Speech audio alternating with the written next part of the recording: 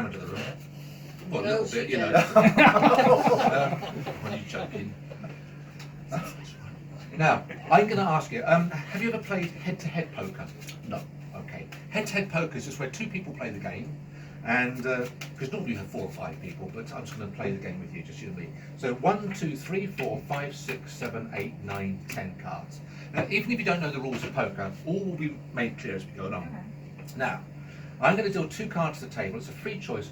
Which one would you like in your hand? That one there. Yes, please. Okay, so you get a 6. I can't comment on it yet because it's just one playing card, but it's a 6. Now, look, to speed it up, I deal 3 cards and you can choose 2 of them. Any 2 you want. Ooh. These two, please. Oh, you wanted that one for a second. Okay, Yeah, I'll keep that one as well. yeah, keep those one. So those 2. Yes, please. Now, when you go home tonight, you're going to think to yourself, if only I'd have chosen that one. Do you want to choose that one? No. So you want that one and that one? No. That one and that one, wasn't it? Yes, please. Okay. So that one and that one. Okay. Oh, pair of 3s. Ooh. What's that mean? It's good, right? Your pair is good. Well, your pair's certainly good, all right. Yeah. What's the video called? I'm going to deal 2 cards at the table. Free choice. Which one do you want me to have? But I'm not going to look at it. I'll leave it right there. But which one do you want me The to one have? closest to you. The one closest to me, I'll leave it right there, okay? Now, again, like I did before, I deal 3 cards, and I'd like you to choose 2 for me. These two, please. The outside 2? Yep. That one and that one. Let's go back to you now. I'll deal 2 to the table. Which one do you want?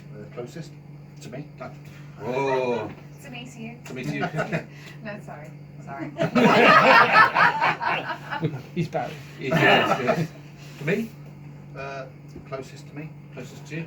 Now let's just recap here a second. You've got a 6, a 5, 2 3s. In technical terms, that's called bugger all.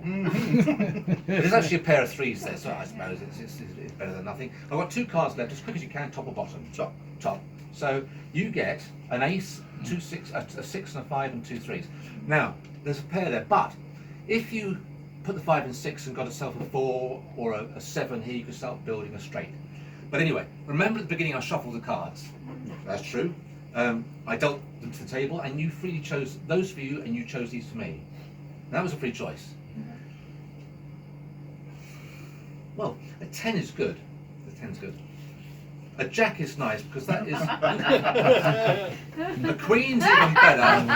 You can't beat the king and the ace. That's a royal flush and spade.